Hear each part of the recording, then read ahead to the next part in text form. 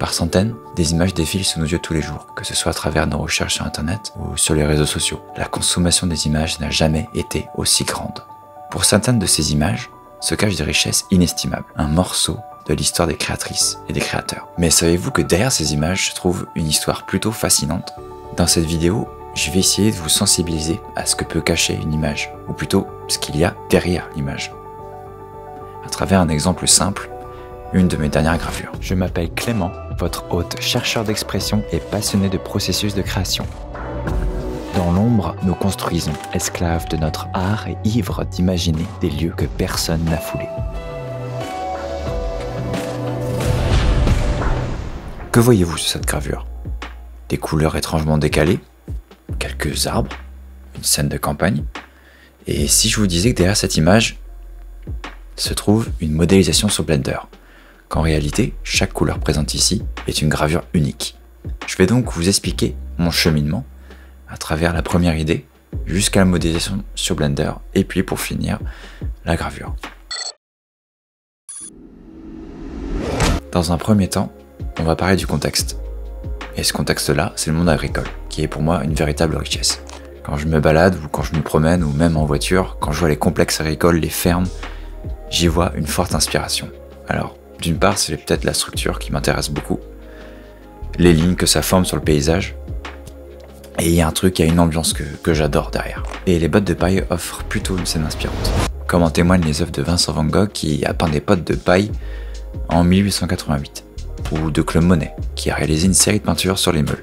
Et plus proche de nous, Nicolas Tubéry puise son inspiration dans le monde agricole, explorant à travers ses œuvres la vie rurale et ses enjeux actuels et une toute autre sensibilisation.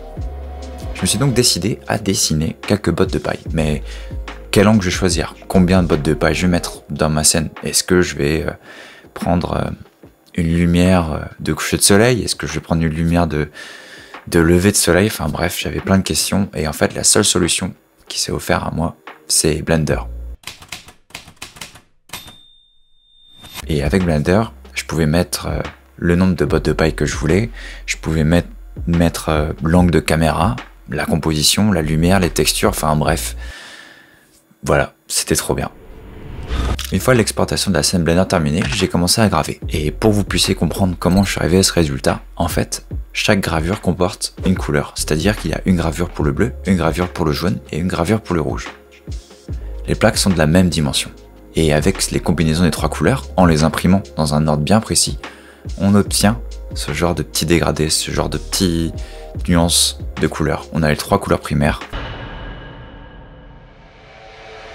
Pour imprimer ces trois gravures, qui en fait, au résultat, vous en voyez qu'une, c'est un procédé complètement différent d'habitude. Voilà, faut mettre la première plaque de jaune, et cette première plaque-là doit être posée exactement de la même façon pour la rouge et la bleue. C'est-à-dire qu'il faut être très méticuleux et très rapide.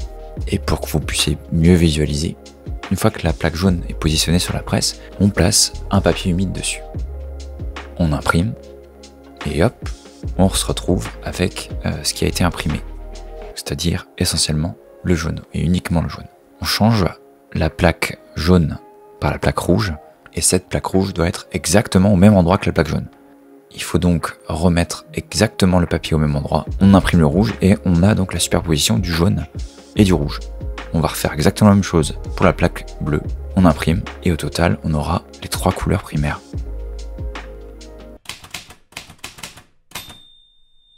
Cette étape-là a été très dure pour moi parce qu'en fait, mes plaques n'étaient pas vraiment de la même taille et il fallait être encore plus précis que d'habitude pour imprimer.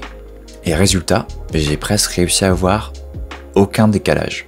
Et comme ces plaques n'étaient pas de la même dimension, j'ai dû réfléchir à comment les positionner correctement. Ensuite, je me suis équipé après cette épreuve-là. C'est-à-dire que maintenant, j'ai acheté une pince Pélican qui me permet de couper mes plaques beaucoup plus précisément qu'avant. J'ai également appris à mieux maîtriser les biseaux des plaques, c'est-à-dire les côtés des plaques. Comme ça, le rouleau, lorsqu'on imprime dessus, ça coupe pas les langes ni le papier. Cette gravure est la marque d'une expérience. J'ai appris à utiliser Blender un peu mieux. J'ai également augmenté mes techniques en impression et j'ai travaillé la couleur, ce qui n'est pas du tout d'habitude mon domaine. La morale de cette histoire, c'est que derrière chaque création se trouve un petit bout d'existence de la créatrice ou du créateur, dans n'importe quel domaine. Photographie, gravure, musique, peinture, dessin.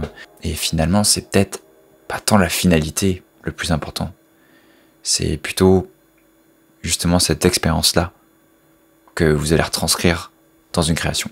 Et je trouve qu'il y a un truc qui est incroyable, c'est justement quand vous voyez une peinture, essayez d'imaginer tout ce qu'il y a derrière, tout le processus.